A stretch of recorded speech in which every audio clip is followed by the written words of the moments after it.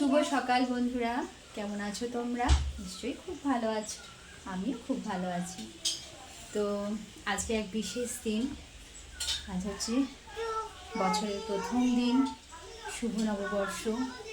আমার সকল বন্ধুদের, বড়দের প্রণাম, ছোটদের ভালোবাসা নিয়ে শুরু করছি আমার আরেকটি ছোট্ট ব্লগ।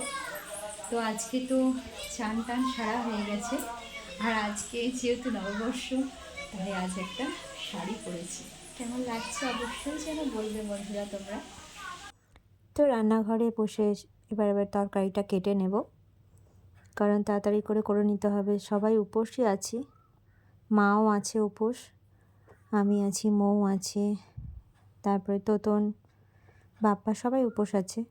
এবার ঝটপট রান্নাটা সেরে নেবো, তাহলে ওরা আর মনে হয় খাবে না, কারণ এখনও যখন পুজো হয়নি তখন এখন আর এরপরে আর ওরা কি ওসব খাবার খাবে, জল খাবার আর খাবে না।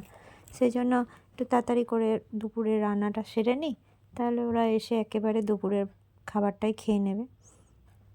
তো আলু পটলের তরকারি করব ভাবলাম।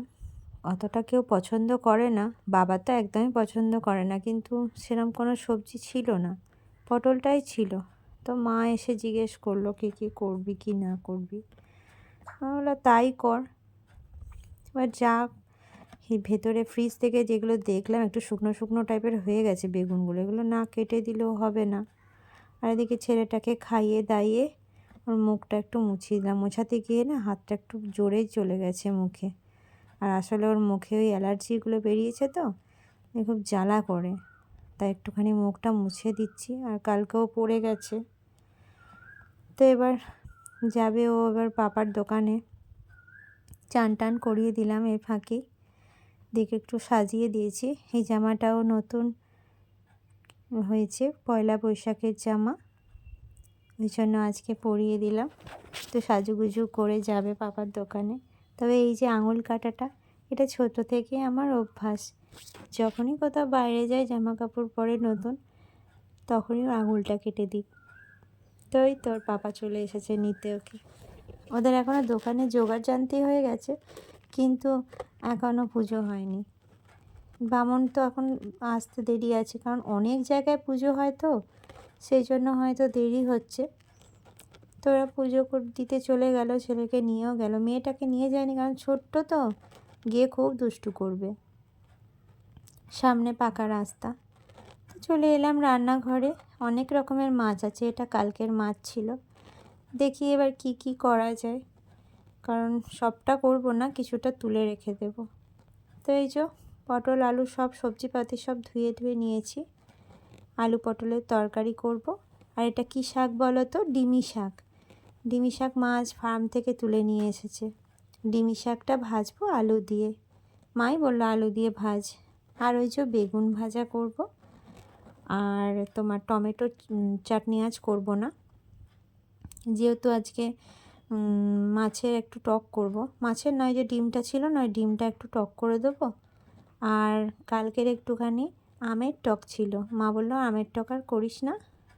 আর এই দেখো রান্না করতে করতে চলে এসেছে আমার মা, রান্নাঘরে আমাকে হেল্প করতে এসছে, এই সবজি খোলাগুলো তুলছে।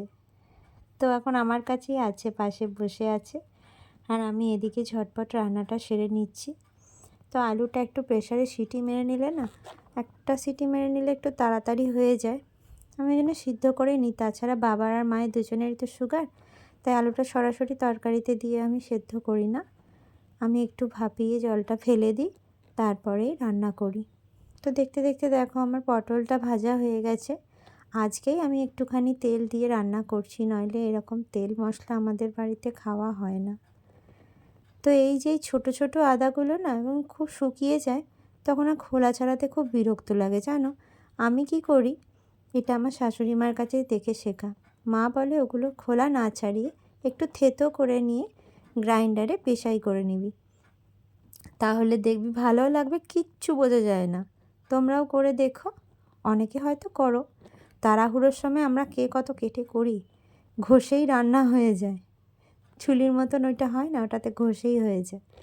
তো এই দেখো আমাদের ফার্মের গাছ থেকে মা আজকে তেজপাতা তুলে নিয়ে এসেছে, এখনও শুকায়নি, কাঁচা পাতা। তবে আমার তেজপাতা বারণ, তো তাই আমি এই পাতা দিয়েই রান্না করব আজকে। তো তেজপাতাটা ভীষণ গন্ধ।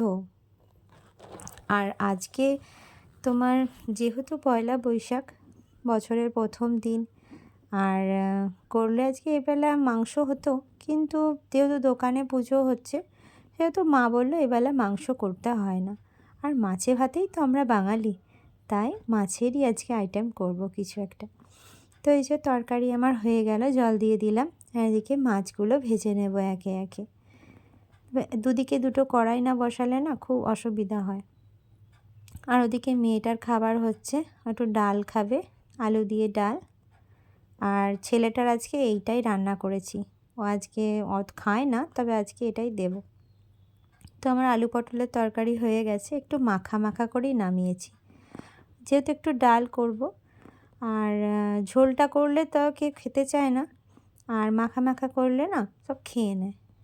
তো একটু মুগ ডাল করবো আজকে, আর করিনি, মুসুরির ডাল আর করবো না। মুগের ডাল একটু পাতলা পাতলা করেই নামিয়েছি, তবে ঘি দিইনি আজকে, হালকাই করেছি।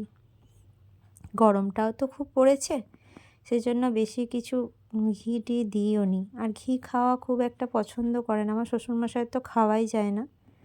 আর এদিকে দেখো ডিমি শাকটাও ভেজে নিচ্ছি, ডালটা সম্বর দেওয়া হয়ে গেল আমার, আর ডিমি শাকটা ভেজে নিচ্ছি। ডিমি শাক খেতে কারা কারা পছন্দ করো আমাকে কমেন্টে লিখো তো। ডিমি শাক খেতে কিন্তু খুব ভালো লাগে, হালকা একটু মিষ্টি দিতে হয়, তাহলে আরও সুন্দর লাগে। আর ডিমি শাকের আলুটা আমি আগেই ভেজে নিয়েছিলাম।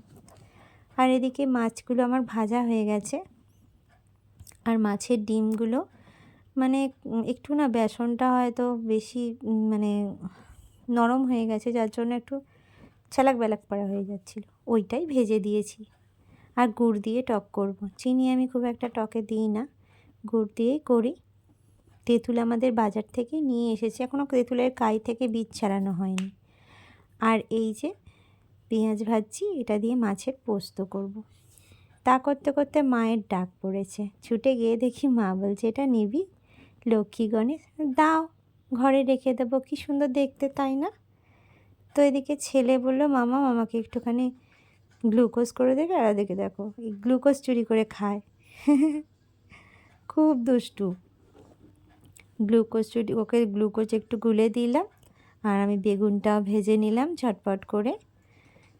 তো মোটামুটি আমার রান্না কমপ্লিট হয়ে গেল। দেখো ডাল, আর এদিকে করেছি ওই যে আমের টক, আম ঝোল বলে যেটা, আলু পটলের তরকারি, আর এদিকে হয়েছে ডিমি শাক ভাজা, আর এদিকে হয়েছে মাছের ডিমের টক আর মাছের পোস্ত, এই দেখো। আর এদিকে হয়েছে বেগুন ভাজা, আর নিচে আছে একটু মায়ের বেসন বড়া দিয়ে পোস্ত করে দিয়েছি, যেহেতু মা মাছের পোস্ত খাবে না তাই।